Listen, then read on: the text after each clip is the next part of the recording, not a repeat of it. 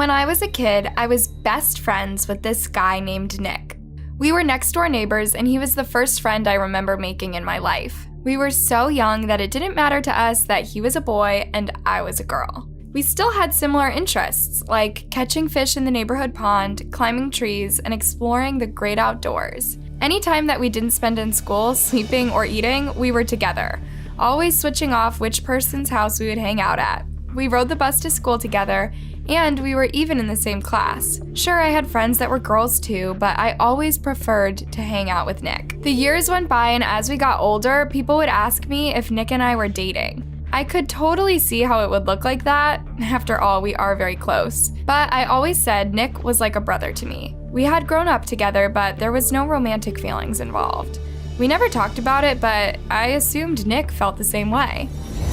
When we were in junior high, me and Nick's hobbies changed a bit, but we still spent lots of time together. Instead of the things we used to do for fun as kids, we rode skateboards, did homework together, and went to the movies. I considered him my very best friend in the whole world. I had always thought Nick and I would be friends forever.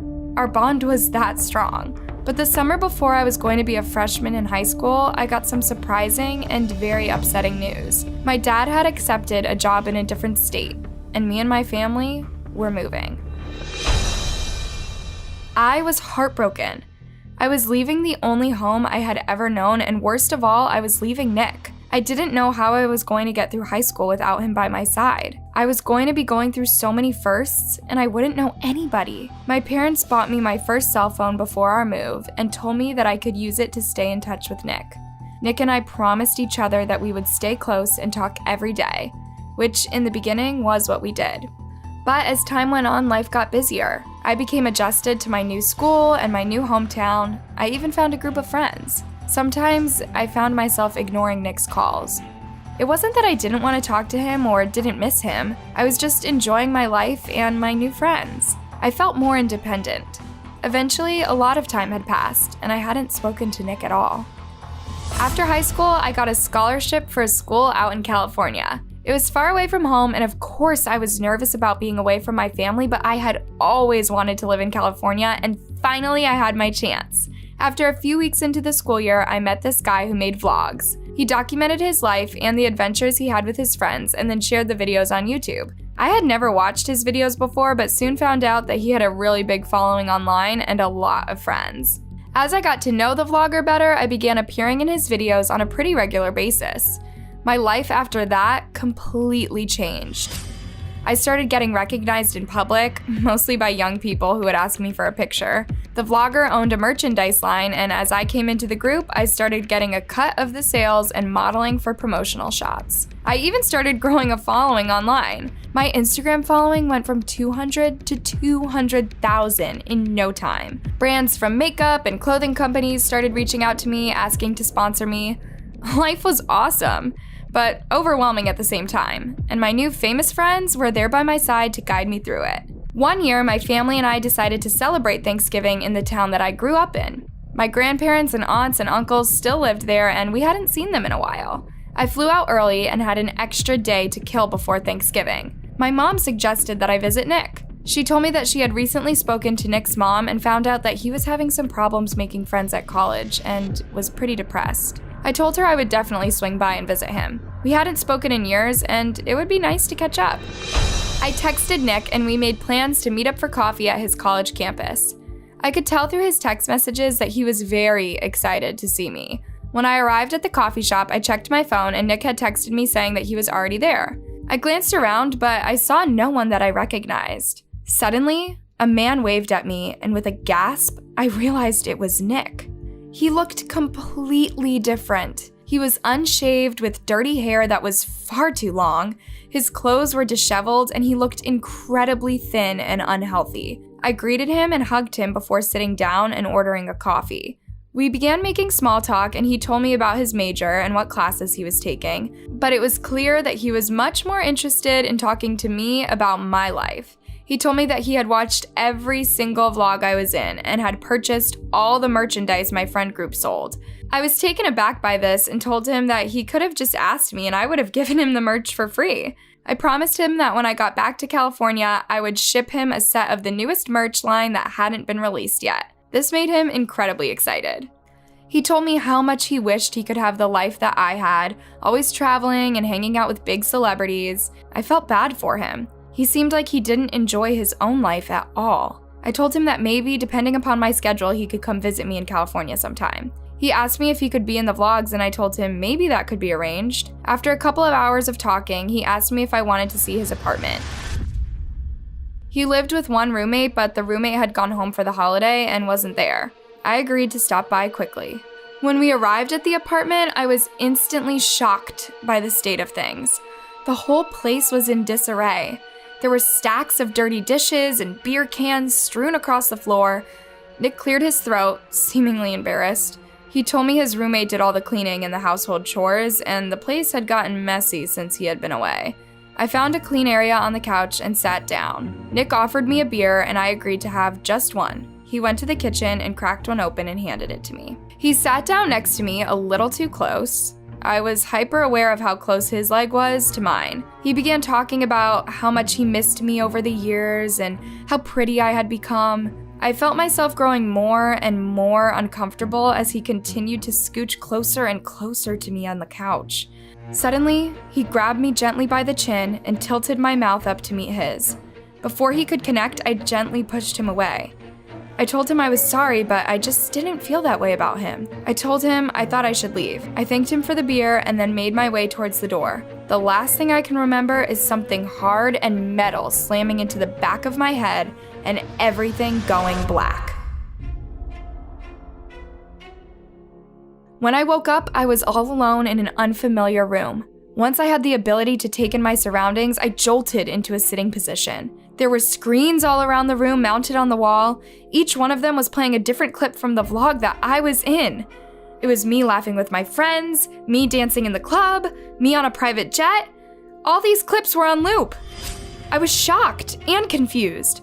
Was Nick obsessed with me? I looked at the wall behind me and saw framed pictures of me. They were my school pictures every year from kindergarten through 8th grade. My heart was racing as I processed everything going on. Nick was obsessed with me, maybe even in love with me, and he had put me in this room for what reason? To show his devotion to me? I went to the door and found it locked. I checked my cell phone and my phone was gone. What was Nick planning?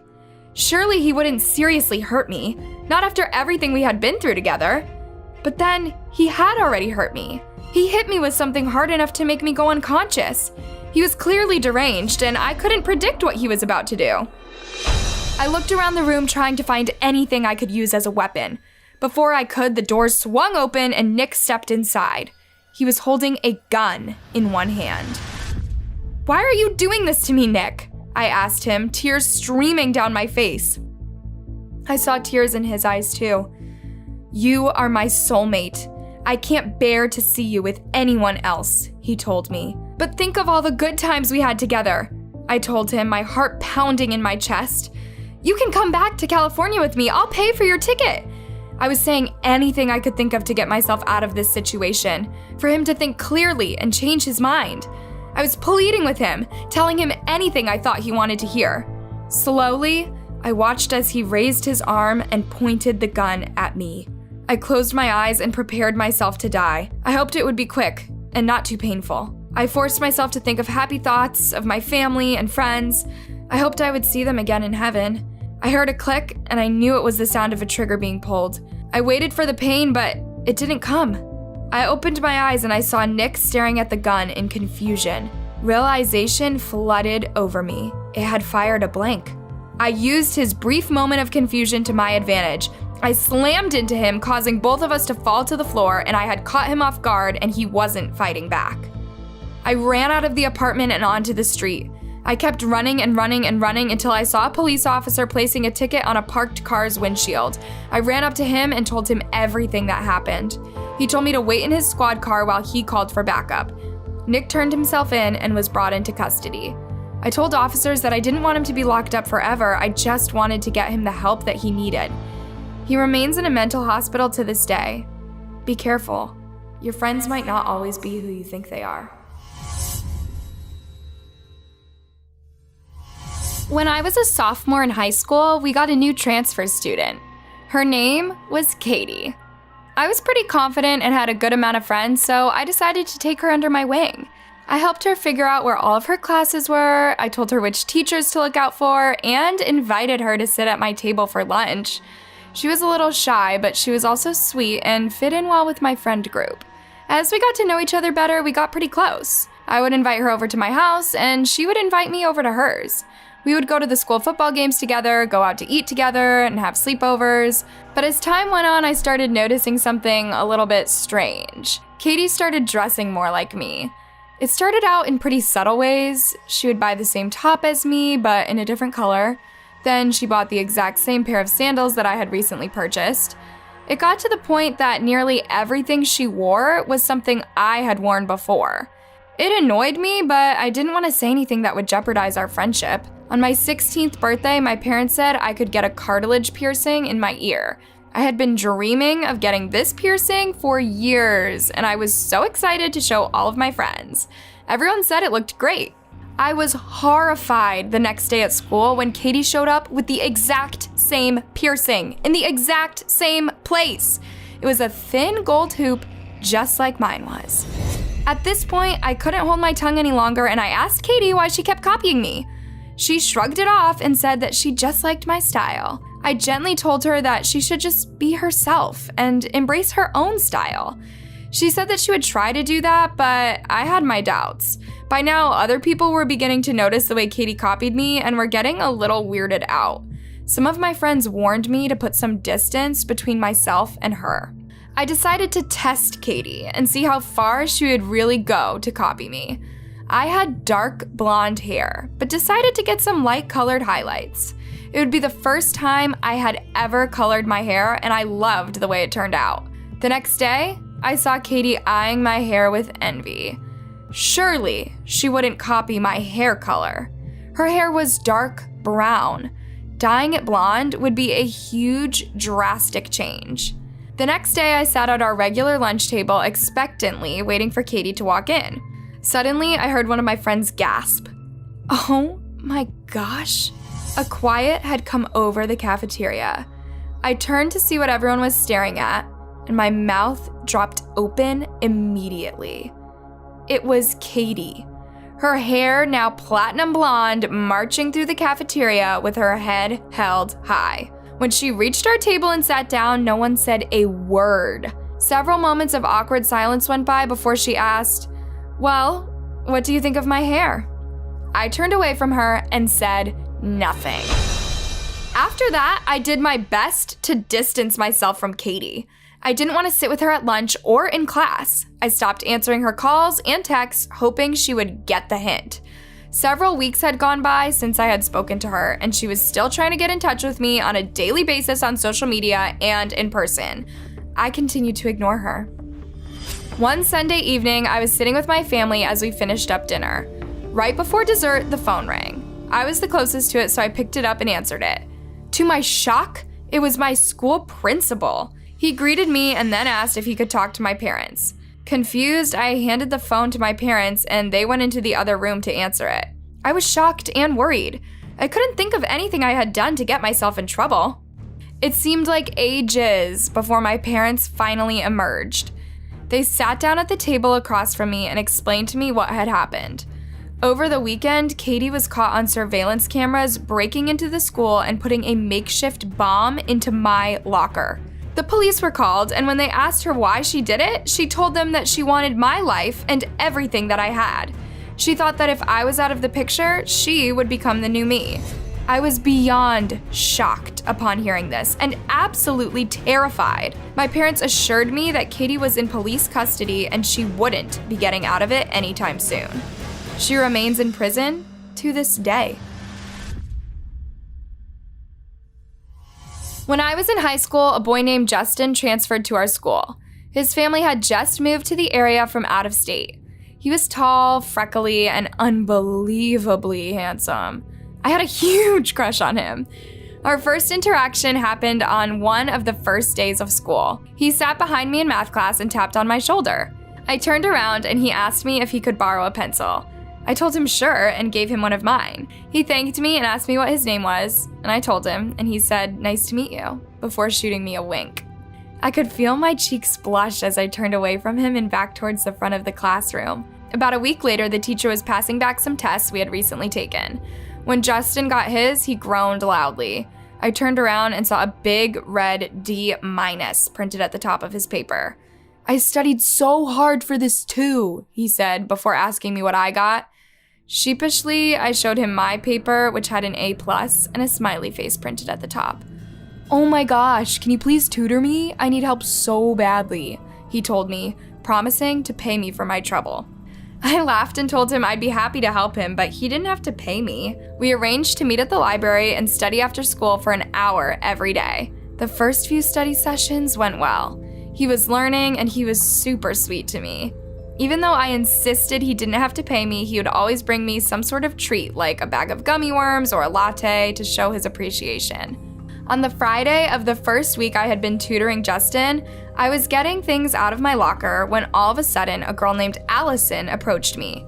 She didn't look happy. Allison was the most popular girl in school. She was gorgeous, her parents were rich, and she was the ultimate spoiled mean girl. "So, I hear you've been spending a lot of time with Justin. It looks like you are getting pretty close," she said as she stared me down. "Well, I'll have you know I have made it clear to everyone that I like Justin and want to go out with him. So if your little plan is to try to steal him from me, you better think again, because I'll make your life hell if you meddle with my plan." I was shocked by her words and how bold she was. "I'm only tutoring him for math. We're just friends." "Let's keep it that way," she said, shooting me one last angry look before storming off. The next Monday, I told Justin all about my altercation with Allison. He only laughed and said he had no interest in Allison whatsoever. "I don't date mean girls," he told me. This made me feel a little better. After a few months, Justin and I had gotten pretty close. I thought that maybe my feelings were reciprocated, but I wasn't sure. My hunch was solidified one day when Justin strolled into the library to meet me after school. He handed me a huge bouquet of roses and asked me if I would be his girlfriend. I jumped up and down with excitement and said yes before hugging him. Just as I released him, I saw Allison staring at me from across the room. She looked like she was seeing red. I had no doubt I would be hearing from her again, and I wasn't looking forward to it. The next day at lunch, my best friend and I got our trays and sat them down at our usual table. Our hands were full, so we had to leave our trays at the table for a moment while we went back to get our drinks. When we got back, I took a big bite of my tomato soup. I was about halfway through my food when I started to feel a little strange. "You're like weirdly pale right now," my friend told me, looking concerned. "I don't feel very well either," I told her. I felt nauseous and my vision was going blurry. "I think you should go to the nurse. You don't look well," my friend told me. I attempted to stand up, but it was like my legs were made of jelly. I slumped off my chair and fell to the floor, completely unconscious. When I awoke, I was in a hospital room. I could tell that I had been asleep for a very long time because it was dark outside. I was vaguely aware of the fact that I was hooked up to several machines. All of a sudden, I heard someone call my name and I realized Justin was standing next to my bed. He looked like he had been crying. After I assured him that I felt fine, he began to explain to me what happened. When I fainted, I was rushed to the emergency room, and the doctors did tests and found a huge amount of poison in my body. They had to pump my stomach to save my life. I was confused. "Poison from where?" I asked him. He took a deep breath and told me that a freshman had gone to the administration and reported that they saw Allison dumping some sort of powder in my soup when I left it briefly unattended. The principal checked the security cameras, and sure enough, it was confirmed. Allison was taken into custody and was ultimately given a 10-year prison sentence. The doctors told me it was a miracle I had even survived after ingesting as much poison as I had. I never took my life for granted after that, and I definitely never left my food unattended again after that. Watch your back and sleep tight. Becoming a victim of an attack. There's a solution to all your problems that's easy as apple pie.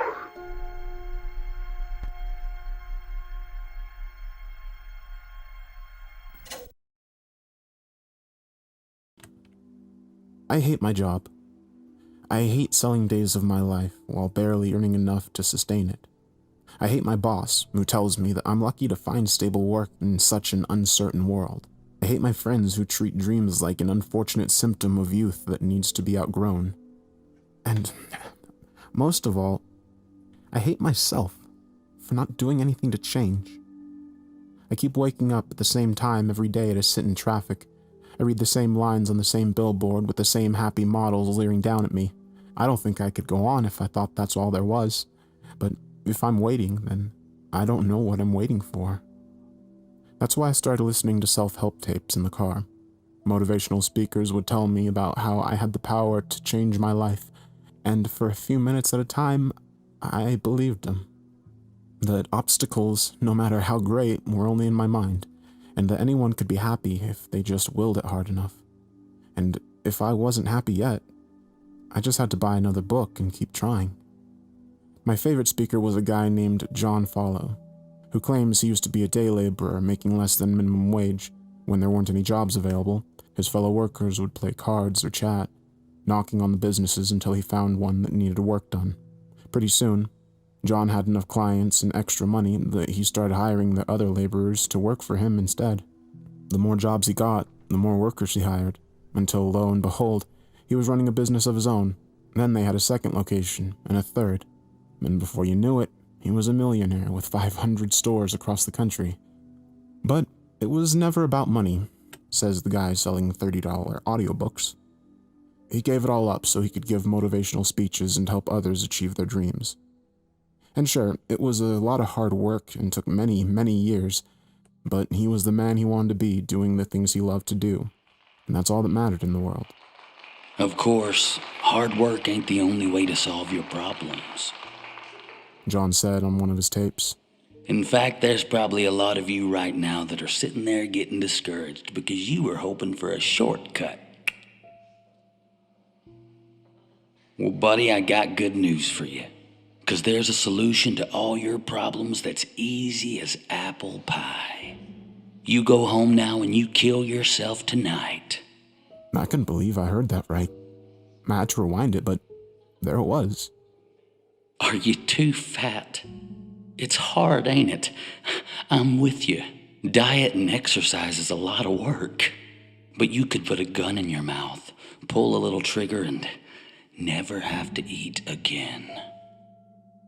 Maybe you're just feeling down because your relationship didn't work out the way you wanted it to. No problemo, partner. Just slip on that sturdy noose, kick the chair, and suddenly your ex will be the one that hates herself, not you. John's warm, bubbling voice didn't miss a beat as he proceeded to list a number of foolproof ways to die, 100% satisfaction guaranteed. Now, some of you are probably skeptical about whether or not this is the right choice for you, but don't you fret about it. I'll be personally hosting live demonstrations around the country. So check out my website for details and come see if suicide is right for you. Part incredulous, part morbid curiosity, I visited his website and found he was hosting an event in my city next week. Sure enough, his website had a video of him standing on stage with a man who hung from the rafters by his neck. The crowd was cheering like wild as the dying man's body was racked with his final spasms. John Fallow lifted the dying man's hand to reveal it, giving a thumbs up, and the crowd cheered even harder as though their team had just scored the final goal. I bought a ticket and printed out the confirmation code. I don't know why I did it, but for the first time in a long time, I really felt like I had something to look forward to. John was a man's man, rugged and handsome as they come. He wore a cowboy hat pulled low over one eye and faded Levi jeans on the day of the event. He greeted everyone at the front door with a firm handshake and a beaming smile, laughing and carrying on with people he'd just met like they were the oldest friends. I expected there to be at least a little outrage, but everyone who showed up seemed legitimately happy to be there. The feeling was contagious, and by the time I sat down with the rest of the audience, I already knew several people by name.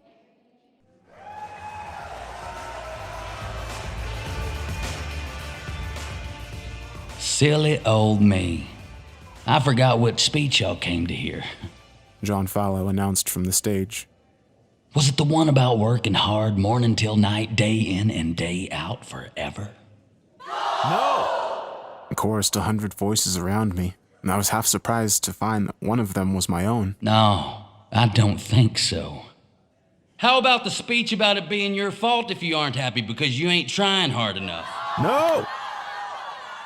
So you telling me all you fine folks showed up just to hear how you can fix all your problems at once in less than 5 minutes? That what y'all came to hear? Well, let's get started then. The enthusiasm was deafening. John Fallow mimed wiping a pair of pistols from the imaginary belts and rattled off shots into the audience. Everyone remotely close to the line of fire made a dramatic show of taking the bullet and collapsing back with great big grins in their faces. Then cheers again, an ocean of sound beating against my eardrums. How about a volunteer? John roared. Come on now, don't be shy. Ain't nobody gonna look down on you where you're going. A sea of hands like a flock of birds all taking flight at once.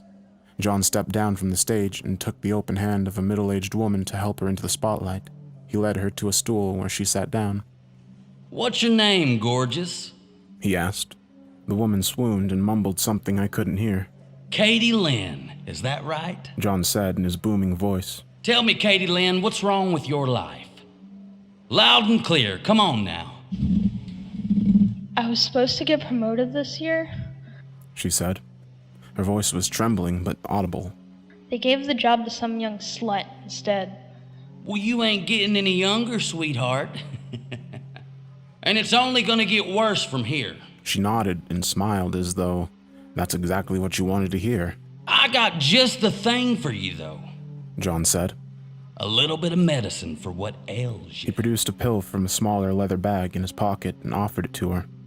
She snatched it gratefully and clutched it in both hands. Now that's gonna take the sting right out. Go on now, one quick swallow. Cyanide tastes just awful if you let it dissolve in your mouth. I watched with horrified fascination as Caitlin tossed the pill back and washed it down with the water bottle that John offered her. She gave a feeble smile as her face flushed bright red. The room watched in anxious silence as she started panting for breath, each labored heave more desperate than the last. Almost there, hon. John whispered, his microphone washing the sound over the audience. Let's see those bastards at work take this one from you.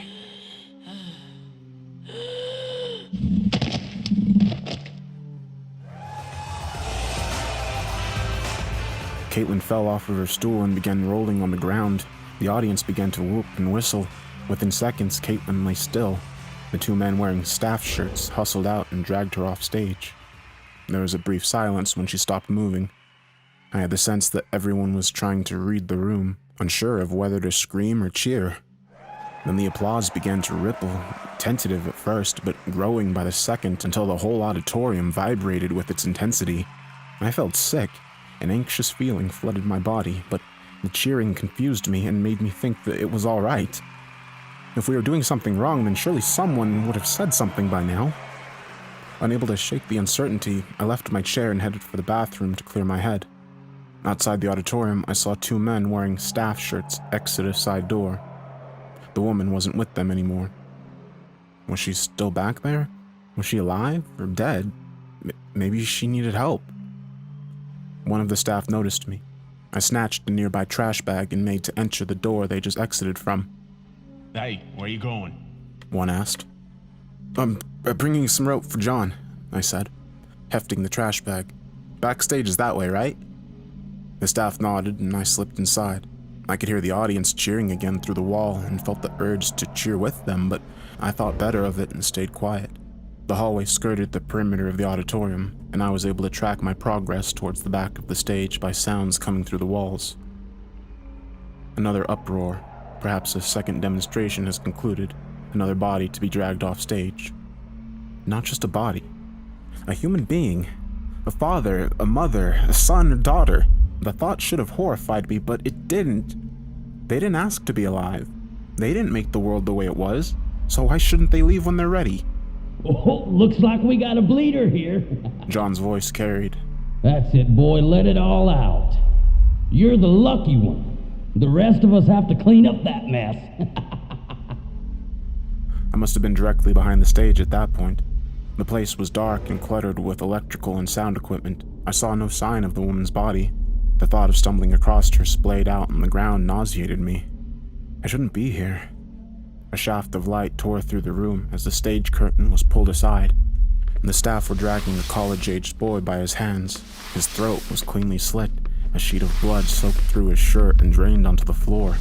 I hid behind an upright speaker and watched the staff prop the boy against the wall before turning to exit again. Let's all take a break while we get this cleaned up, shall we? John said from the stage. 15 minutes and then you'll all get your chance. The boy was still alive, spitting and gurgling blood. He panted with feeble, wet gasps. His red-smeared teeth were locked in a vicious grin. I started to creep towards him, but another blast of light made me scramble back to concealment. John Fowler moved through the shadows to stand over the dying boy.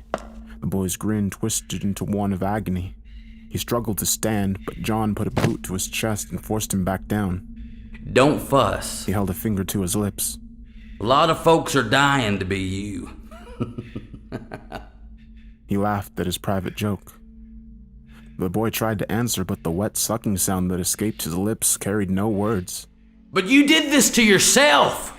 You wanted to fit in so damn bad that you didn't care what you had to do. It was too late to save him. The boy was barely breathing now, and the pool of blood encompassing him was still growing by the second. John dropped to his knees to bring their faces level. It don't matter what other people expect from you, He said. The government wants you to make a lot of money and pay a lot of taxes. Hell, a holy man might tell you not to make any because it corrupts you. The people who sell you burgers want you to be fat, and the people who sell you diet pills want you to hate yourself for it.